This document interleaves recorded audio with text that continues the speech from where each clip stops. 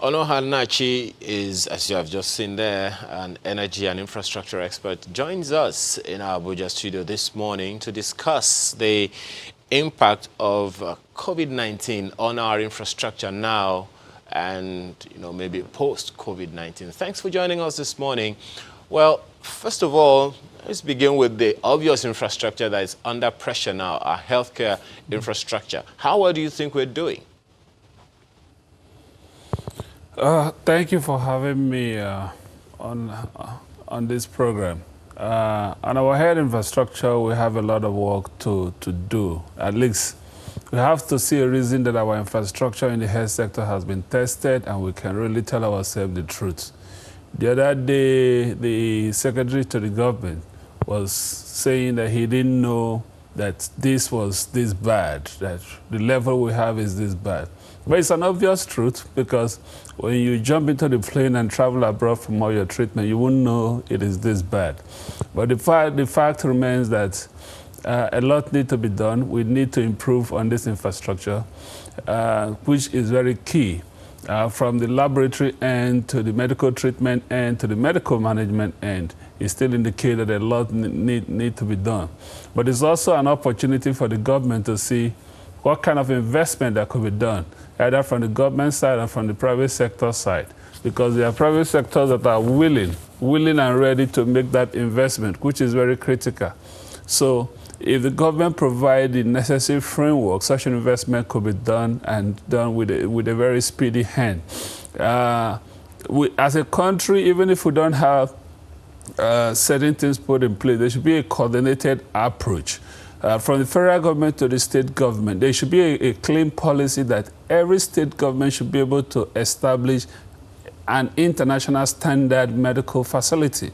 Should be able to establish that. And even if the state does that, the federal government on their part should be able to establish, out of the 6 geopolitical zones, a standard international medical facilities. This way, we could curb that medical tourism that Nigerians are so much involved. And by doing that, we'll be able to retain our dollar earning. And that alone will help us stabilize our foreign exchange and stabilize our currency value depreciation. That is just nosediving in a very bad situation. So a lot needs to be done, and a lot can be done. But the good part is that our medical infrastructure, our health infrastructure has been put to test, and we have the result before us, which is clear negative, that infrastructure is bad, non-existent, and a lot need to be done. But unfortunately, the post-COVID activities will bring us to a global economic recession, where even the capital to do that investment becomes very scarce. We don't operate in isolation. COVID-19 is not something that happened in Africa alone. It happened globally. So where are you going to get the fund? Who will be the investor becomes the case. Cost of funding will also change in infrastructure investment, and this is clear. I think at this point, I would like to plead with the federal government. The initial loans they were thinking of taking, which they were working out with the Chinese people and other countries to aggregate, I think it is high time we redirect such funding. We redirect such funds to where it can be impactful. We direct it to something that can even pay for yourselves, not into social infrastructure, but let's begin to put it back into an economic infrastructure that can naturally pay itself in a very short period of time. Because if you take a good statistics across the globe, we have Nigerians that are working in various hospitals across the world. These are people that are willing to, even if it's their leave, annual leave of the year, they can come back home and contribute this. So there should be a clear plan, a clear attempt. In my own opinion, a personal opinion, I call on the federal government to take from that facility and establish clear medical facilities. We need to begin to build health cities. If we take a particular location and establish health cities that will serve for referrals, so that when you get some minor treatment and your condition becomes worse, you can be referred to such cities.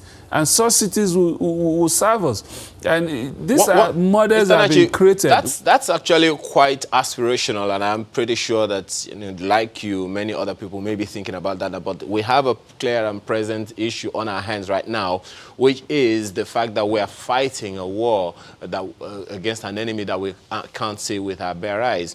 But let's look at some of the issues that we are contending with. We have 3 tiers of health care in Nigeria, and we have 3 tiers of government: primary health, secondary health, tertiary health. And primary health will speak to the communities. But if you look at it right now, what do you think can be done, or what are the opportunities before us? You talked about raising funds. There have been a lot of donations, and even the Central Bank of Nigeria also talked about 100 billion naira for pharmaceutical companies and all of that to provide some things that are, urgently needed now. If you were in a position to do anything about our healthcare infrastructure, primary healthcare, secondary healthcare, tertiary healthcare, which would you prioritize now? The point is, in my own opinion, I'm not one of those gladiators. I'm not a fan of financial donations. Financial donations brings up the point of managing those funds. And when you talk about managing that funds, you now create a room for corruptions. People that have donated this fund, take a typical example. UBA made their donations, lovely one, $15 million. Please, $15 million can establish so many things. What stops UBA from going direct and doing what they want to do?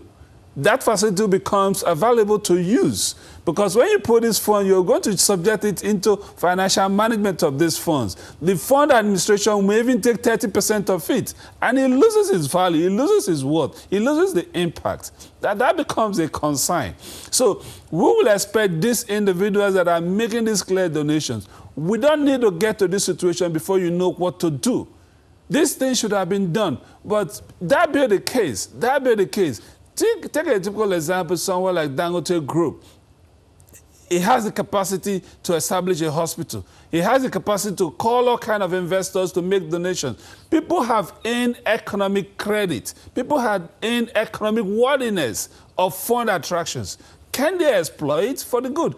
Government should encourage them. Government should enable them to do such things. And when you do such things, you begin to see facilities that are developed. As of today, as we speak, because this is where we talk about policies that are being in place.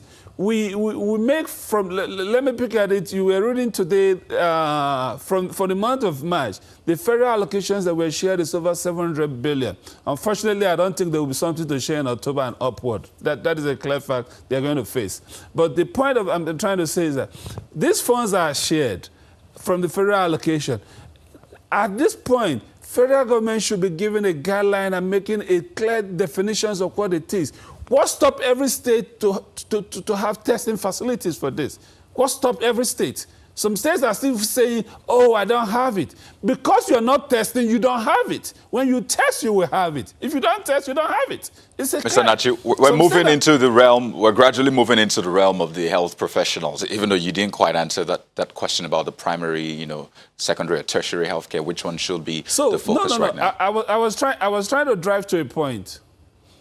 So what I'm trying to say is, from the local government, when they get allocations that are being distributed to them, percentage of it should be clearly defined for a purpose. Since this COVID started, let's pick it from December or January, we have had 3 months of allocations that have been shared. Can any of the local government chairman point hand and tell us what is the percentage that have been devoted, that have been set aside, that have been put into establishing healthcare infrastructure? I can go around and I pick the 774 local government. You will see this wait ideology. The local government is waiting for the state is waiting for the federal is waiting for the international donations. The chain continue and we are locked up. Right. So, I mean, we've talked about the health infrastructure, and while we're facing that challenge, there are also other forms of infrastructure. There's roads, there's rail. In fact, we know that there are constructions going on across the country. Lagos-Ibadan Expressway, Lagos-Ibadan Rail, the standard gauge rail gauge, and all that. So A lot of people were suggesting that while this is on, why don't we have construction going on? But the Minister of Transport has explained why, well, construction is also stopping at this point. So when this is over, as it were, where do we begin to place that attention to? Which should take priority? Because these are present challenges that were there before COVID-19 and doesn't mean they will automatically disappear when COVID-19 ends. No, not at all. The point is the post-COVID-19 activities and economic dynamics is going to be, is very worrisome. For short of any other word to use for it, is extremely worrisome. I'll pick some cases. Immediately after the once the COVID-19 is over, first and foremost, people need to move from point A to point B. Goods need to move. People need to restructure their life and adapt to their life. But the fact and the truth of that will be before our eyes is the funding mechanism. I'll give you a typical example. Pick some road constructions. The cost of those road construction has changed right now. If you were to do those roads at 10 naira right now, you'll be looking at about 12 naira. And there's a budgetary provisions that was made when those roads was done. And that budget of 2020 has been cut down. I think there's a 35% on capital cut and 16% on recurrent cuts. And when you implement these cuts now, you begin to see that funding those projects will become extremely difficult. And you take it back to the index of the forex implications of it. The value of the naira to the dollar as of today, when most projects were put in place, we were looking at 360, 361. But today we are above that. We are chasing 400. Some days it's a jump over that. So there are fundamentals that will automatically change. Like the key capital project. We talk about the rail infrastructure. The good part is that the rail infrastructure we already awarded, and I will assume it is fully hedged. And so there's no room for such things to happen. You also look at the port congestions and the new constructions of ports, and look at such infrastructures like the Dangote refineries and coals. This will have an interplay. But the good part of it is, which is very clear, post-COVID, will create its own economy. And it's only those people that can walk around it. You will see the shift in people adapting to ability to work at home. So certain level of infrastructures will also be absorbed from pressures. The pressure will not be high because people have started to adapt clearly. And organizations are restructuring to see how people will work from home. But the truth be told is, there will be a funding shortfall which must be addressed, which we have to look into to continually improve and keep our infrastructure working the way it should be working. So when you talk about that post-COVID economy and the shifts that might happen, I see that power most certainly will be under major pressure because if people are working from home, they will have to depend on power. And I mean, they're not working in the company that will turn the gen on for them. Usually they don't have to worry about that while working in their offices. They will have to depend on, the power, the PHCNs, the distribution companies. So what do you see us doing in that area? Do we shift attention to that and then pump, all the funds into that? The power is a concern. My take about it from an infrastructure economics part of it is that there are key macroeconomic elements that has a role to play. The inflation rates, the foreign exchange rates, the per capita income, which is the GDP, and those will have to play. Now, if I'm working from home, what are the incentives that make me work from home? What are the conditions of service that make me work from home? Because I will decongest the office infrastructure. I will expand the lifespan of the office infrastructure. And as such, I'm putting pressure on my home infrastructure. And today, such key concern is a power. If we take power sector as a key, there's only one thing that is holding our power sector for we to have energy sufficiency in power. It is clear. It is the ability to sign an economic viable power purchase agreement. There are power investors, there are energy investors that are willing to establish power plant in Nigeria. There are people, organizations that are willing to take up the transmission network and move it from our 7,000, 12,000 to over 50,000 capacity or willing capacity. But what is there is, do we have a conducive power purchase agreement for those that will generate? Do we have an incentive, a business conditions for those that will take over the willing aspect of it, so that we'll be sure that, yes, there will be enough power? That issue has to be resolved. And I think this is the time for the Minister of Power and all power investors should come to the table and say, you know what? We cannot be talking about this. We have over 10, 20 of you that have been licensed to build power plants. What is holding us is the agreement, the power purchase agreement. You know, when you build a power plant, you don't store them. As far as you generate it, it must be evacuated. And before you start building, there must be an agreement that says, this is my off-taker, and this is the rate of that off-taker. This is what I get per kilowatt. And once you put that into your scale, into your model, it guarantees you why you should build that power plant. And not having nothing being clearly standardized, clearly defined, is what is holding investors from investing in power plant in Nigeria. And I call on the Minister of Power, I call on the federal government, the Minister of Finance should get involved. World Bank should help us and get involved. CBN should get involved. Let's create a template that is economically friendly to the investors. Nobody wants to put money where he is not guarantee of his return. Every investor look around the globe. They don't look on one side. They don't look on Nigeria alone. They compare the numbers across the globe. They compare what is obtainable in Europe, what is obtainable in other African countries.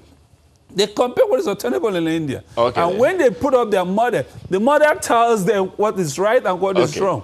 We could go on and on here. It's actually quite exciting, some of the things that you're saying, but we have to anchor it at that point. I'd love to find out from you what your take is on another infrastructure that is heavily under pressure now, which is the telecoms. So we've run out of time. We have to thank you very, very much for your time this morning. Nnachi is an energy and infrastructure expert.